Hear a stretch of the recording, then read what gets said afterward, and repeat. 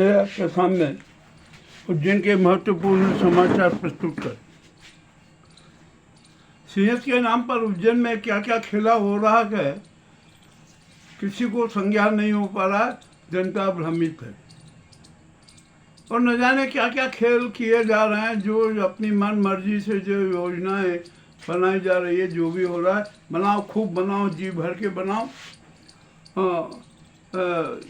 सिंहस्थ 2028 घोटालों भरा सिंहस्थ तो होगा ही, इसमें कोई शंका नहीं।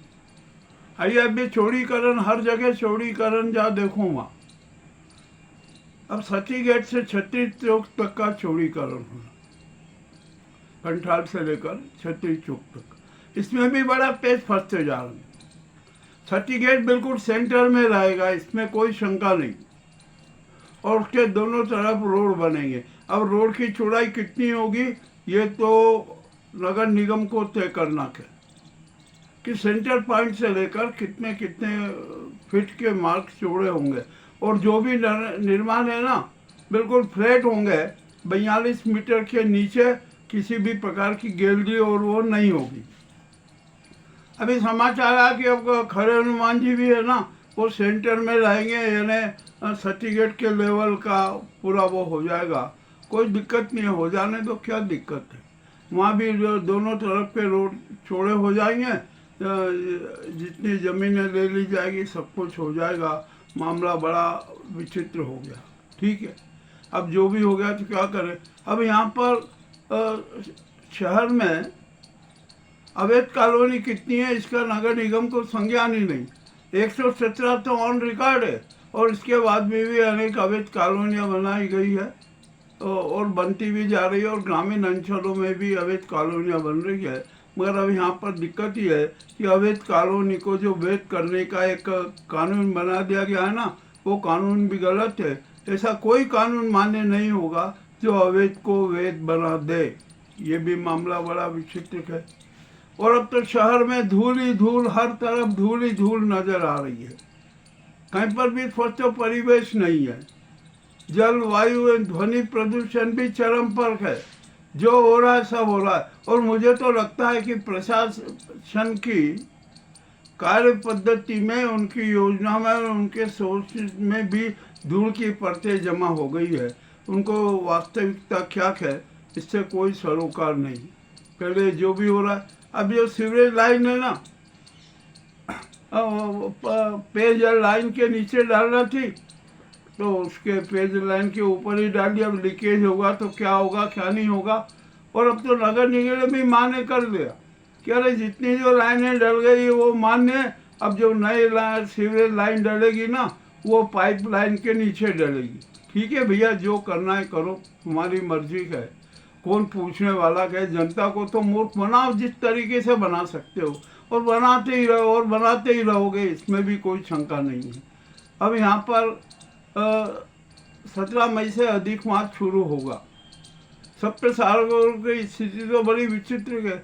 अब क्षीर सागर का थोड़ा जल का शुद्धिकरण के प्रयास किए जा रहे हैं, देखते हैं क्या होता है। और क्षीर सागर के कुंड के जल का TDS कितना है, ये रोजाना रिपोर्ट होना चाहिए। परंतु वो हो गया नहीं, हम जानते हैं नहीं होगा, क्योंकि जो आसपास के जितने भी रहवासी क्षेत्र हैं ना, सब पर सीवरेज का पानी क्षीर सागर में मिलता है। तो अतः यहाँ पर क्षीर सागर के जल का TDS गुणवत्तापूर्ण रहना बहुत ही कठिन है। अब जो भी है, क्या किया जाए करना। महंगाई से जनता त्रस्त है, कोई सुनने को तैयार नहीं। व्यापारी मनमाने ढंग से अपने मूल्य स्थापित कर रहे हैं। हर तरफ लूट राज मचा हुआ है, लूट राज बना हुआ है।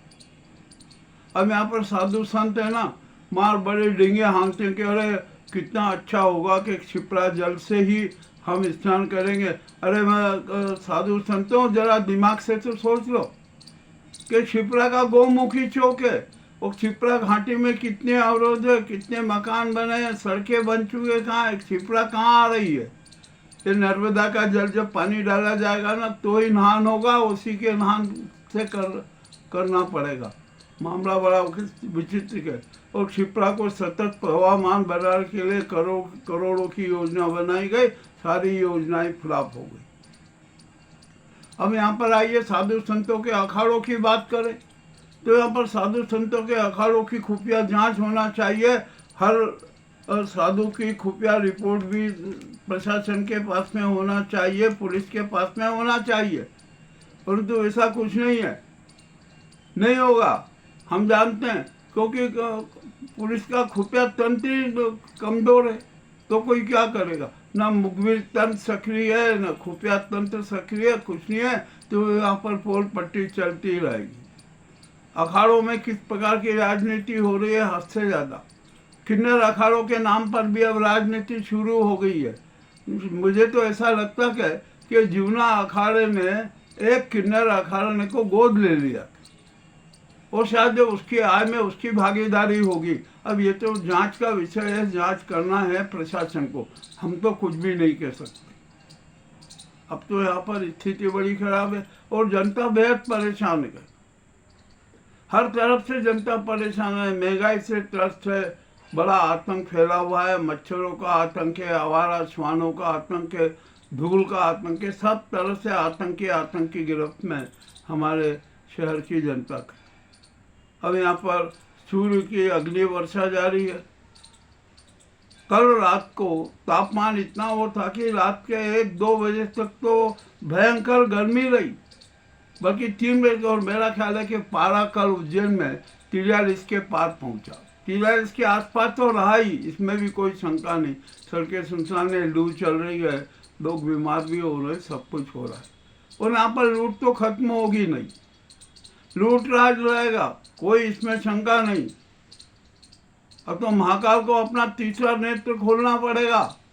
यदि महाकाल ने तीसरा नेत्र नहीं खोला ना, तो उज्जैन की संस्कृति तबाह हो जाएगी, बर्बाद हो जाएगी। उज्जैन शहर बर्बाद हो जाएगा। यहाँ पर किस प्रकार के छात्र खेला हो रहे हैं, ये हमें पूरा संज्ञान है, हम संपूर्ण विवरण प्रस्तुत करेंगे। तो ये उज्जैन के जो समाचार हैं, यहाँ पर गुंडाबाद चरम पर है, अपराध चरम पर है, ट्रेन में मोबाइल चोर गैंग सक्रिय है, सब तरफ से अराजकता ही अराजकता का वातावरण है। अब जो भी हो गया, क्या किया जाए, सहन तो जनता को ही करना है। और मान लीजिए आपने चौड़ीकरण कर दिया, जल भराव की समस्या से कैसे निपटा जाएगा, ये भी एक बड़ा अहम समस्या है।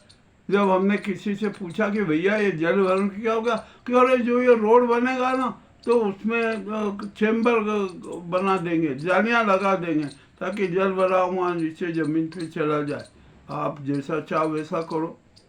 और जहाँ पे रोड चौड़ीकरण है, इस पर फुटपाथ व्यवस्था क्या होगी? क्या पैदल यात्रियों को चलने का कोई अधिकार नहीं है? इसकी भी हमें जानकारी देना पड़ेगी प्रशासन को। यहाँ पर जो चल रहा है भैया चलने दो, जनता को बस मूर्ख बनाओ, घोषणाएं कर दो, ये होगा वो होगा, घाटों पे ये होगा, एक्सप्रेस रोड होंगे, जो होगा सब कुछ करते जाओ।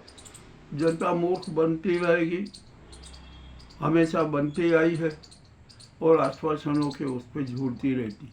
तो जो ये उज्जैन के महत्वपूर्ण समाचार है, समाचार बेहद कड़वे हैं। यहाँ पर काले धन कुबेरों की क्या स्थिति है, जरा प्रशासन को, आयकर विभाग को ही पता नहीं। और अतिक्रमण तो चरम पर है, हर दुकानदार ने अपना सामान बाहर रख रखा है, और उसके साथ ही वहाँ पर वाहन खड़े हो जाते हैं। जो मुख्य मार्ग है वो और सकड़ा हो जाता है। नगर निगम घोषणा करता है कि अतिक्रमण हटा रहा है, वो सरासर झूठ बोल रहा है। अब यहाँ पर होना चाहिए कि जिस दुकान के आगे यदि सामान रखा हुआ है तो सामान की तुरंत जब्ती हो जाना चाहिए, और हर दुकान में एक व्यवस्था होना चाहिए कि नहीं, आप इस प्रकार का नहीं कर सकते। मामला बड़ा विचित्र है। जो भी हो रहा है ठीक है, हो रहा है। हम तो यहाँ पर जो देखना है वही तो बता रहे हैं। कल भी मैं भ्रमण पर निकला, मैंने दुकानों के सामान बाहर रखे हुए देखे, 6-6, 8-8 फीट तक कूलर बाहर रखे हुए, ये हुए सामान बाहर रखे हुए, और वहाँ गाड़ियों की भरमार, और फिर 4 व्हीलर की पार्किंग हो जाती है, तो जाम की स्थिति होती है, सारा खेला हो जाता है। ये कोई परिकल्पना नहीं, जो हकीकत में घटित हो रहा है वही तुम्हें प्रस्तुत कर रहा हूँ। अब देखते हैं क्या होता है क्या नहीं होता। क्या प्रस्तुति तो कर दी है, सुधार कब होगा कह नहीं सकते। अराजकता उज्जैन अराजकता पूरी बन ही चुकी है, इसमें भी कोई शंका नहीं।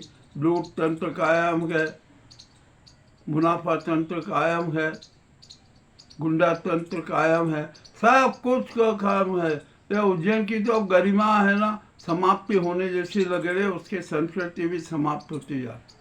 और क्षिप्रा के नाम पर क्या क्या खेला हो रहा है ना, ये तो अपने आप में बड़ा विचित्र है। हम तो आज फिर कह रहे हैं, चुनौती दे रहे हैं कि क्षिप्रा का जो गोमुख है वो चौक है, सबसे पहले वो चौक को खोलिए, वहाँ पर 2-3 नए और गोमुख बनाइए। सरकार के पास में हॉरिजॉन्टल ड्रिलिंग मशीन है। और जो क्षिप्रा घाटी में जितने भी अवरोध हैं, पक्के मकान हैं, सड़कें हैं, सबको हटाइए, क्षिप्रा का जल प्रवाहित होने दीजिए। मगर करे कौन? नहीं करना है। यहाँ तो नए बांध बनाना है, क्योंकि नए बांध बनाएंगे, नई योजनाएं होगी ना, उसी में तो मोटा माल मिलेगा। जो भी होता है ना सब ठीक है। जो चल रहा है ये उज्जैन की स्थिति है, तो आपके सामने कड़वी बातें प्रस्तुत कर रहे हैं और हमेशा करते ही रहेंगे।